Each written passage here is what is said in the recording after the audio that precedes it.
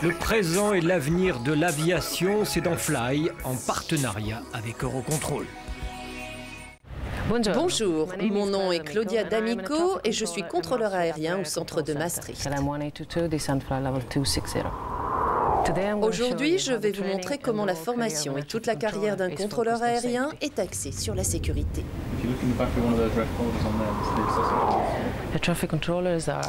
Les contrôleurs aériens sont des professionnels hautement qualifiés dont la formation prend entre 2 ans et demi et 3 ans. Nous commençons par un processus de sélection précis, puis les candidats choisis commencent leur formation au Luxembourg. Ils étudieront différentes choses comme la navigation, l'aérodynamique, la météorologie et le trafic aérien. Puis ils suivront la formation basique sur le radar. S'ils réussissent cette formation, ils iront ensuite à Maastricht.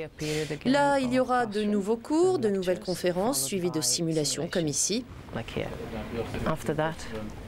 Après, nous sommes dirigés vers la salle des opérations pour commencer le travail en direct. Cette partie dure entre 10 et 15 mois. Chaque année, nous devons passer des tests médicaux, on vérifie l'audition, la vue, la pression sanguine et nous avons aussi des contrôles inopinés pour des substances psychoactives comme l'alcool et la drogue.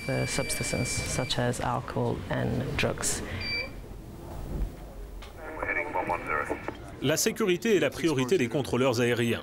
Leur travail est crucial pour éviter les accidents dans un ciel de plus en plus embouteillé. La collision le 1er juillet 2002 dans le ciel d'Überlingen en Allemagne, au-dessus du lac Constance, entre un Tupolev et un Boeing 757 cargo volant à la même altitude, est un parfait cas d'étude pour les apprentis contrôleurs. L'avion russe assurait la liaison Moscou-Barcelone, l'avion cargo reliait Bergame à Bruxelles. Malgré les indications des systèmes de bord demandant aux pilotes du Boeing de descendre et à ceux du Tupolev de monter pour éviter la collision, le contrôleur aérien suisse a donné des instructions opposées à l'avion russe. Les 2 avions sont descendus et se sont percutés. Une enquête criminelle a permis d'établir la responsabilité du contrôleur aérien suisse et a aussi mis en lumière les procédures contradictoires de chaque pays. Claudia nous montre une simulation d'une situation similaire à celle d'Überlingen. Donc ici, nous simulons une situation de conflit entre 2 avions. L'un est un KLM 440 et l'autre un Air Finland 141F. Ils volent tous 2 à la même altitude, 36 000 pieds. Et si rien n'est fait, ils seront trop proches et il sera trop tard. Le contrôleur aérien est capable de repérer ces situations de conflit assez longtemps à l'avance pour y remédier. Mais si cela ne se produit pas, car une erreur humaine est toujours possible, l'ordinateur va nous assister grâce au système d'alerte à court terme STCA. Le STCA va prédire la position des avions sur les 2 prochaines minutes et s'il détermine la possibilité d'un conflit, il va afficher une alerte visuelle comme ici.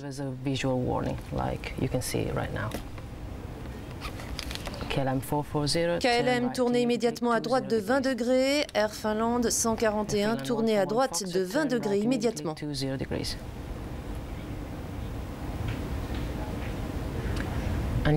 Une amélioration du système de sécurité appelé MTCD va être mise en place dans quelques mois. Il s'agit d'un système de détection de conflits à moyen terme. Il fonctionne un peu comme le STCA, le système précédent, mais cette fois, pour détecter les conflits 30 minutes à l'avance, il va également vérifier le profil vertical déterminé pour le vol, c'est-à-dire l'altitude. Par exemple ici, ce vol Ryanair 8405 qui est dans mon secteur, le système détecte qu'il sera en conflit dans 12 minutes avec le N12 8AB qui n'apparaît même pas encore sur mon écran radar. L'engagement pour la sécurité ne se limite pas seulement au ciel où les collisions sont encore exceptionnelles, mais concerne bien évidemment aussi le sol. L'aéroport Schiphol d'Amsterdam est un aéroport très complexe. Il est le 4e en Europe en termes de passagers, il dispose de 6 pistes et s'étend sur une surface de 87 km², soit environ 6000 stades de football. Les voitures qui circulent dans l'aéroport sont équipées comme les avions d'un transpondeur, un engin qui envoie un signal électronique aux antennes radar, permettant ainsi aux contrôleurs de surveiller tout le trafic. Les voitures apparaissent donc sur les écrans radars de la tour de contrôle. Amsterdam fut parmi les premiers aéroports à adopter ce système. L'importance du contrôle au sol a été mise en exergue par l'accident survenu sur l'aéroport de Milano Linate le 8 octobre 2001. Un jet Cessna a emprunté la mauvaise voie et il s'est retrouvé sur la piste d'envol. Il est entré en collision avec un jet SAS MD-87. Le MD-87 n'a pas réussi à terminer son décollage et il a fini sa course dans le bâtiment des bagages avant d'exploser. Plusieurs raisons sont à déplorer pour cet accident. La visibilité réduite en raison d'un épais brouillard, un contrôle radar au sol inexistant, le problème de marquage au sol et la mésentente entre les pilotes et les contrôleurs de l'aéroport milanais. Comme dans de nombreux autres aéroports, une équipe de sécurité au sol s'occupe de gérer ce genre de problème. Nous faisons beaucoup de choses à l'aéroport de Schiphol pour améliorer la sécurité. Nous avons mis en place une équipe en 2004 et nous avons adopté le plan d'action européen pour prévenir les incursions sur la piste. Nous avons pris de nombreuses mesures avec toutes les équipes travaillant à l'aéroport, mais aussi avec la compagnie KLM et l'ATC, le contrôle du trafic aérien. Nous avons fait des modifications d'infrastructures, de procédures et de systèmes de communication. À Amsterdam, un simulateur de tour de contrôle permet de former les contrôleurs aériens aux situations d'urgence.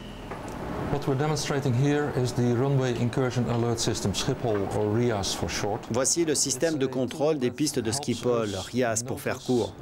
Cet outil nous permet de voir quand une voiture se trouve sur l'une des pistes à n'importe quel moment. Sur cette simulation, vous voyez une voiture ici attendant de traverser la piste alors qu'un appareil s'apprête à atterrir. Dans ce scénario, l'avion est en approche finale alors que le véhicule se trouve toujours sur la piste. C'est ce qui déclenche le système d'alerte. Ce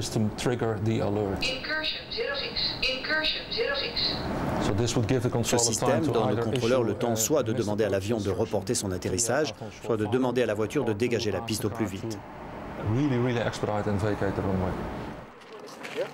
Travailler pour la sécurité signifie aussi établir des règles et des procédures.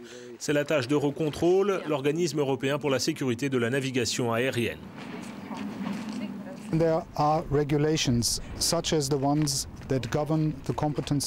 Il existe des règlements comme ceux qui déterminent les compétences des contrôleurs aériens à travers un système de licences européennes qui assure le haut niveau de compétences des équipes qui travaillent dans les centres de contrôle, les unités d'approche ou les tours de contrôle.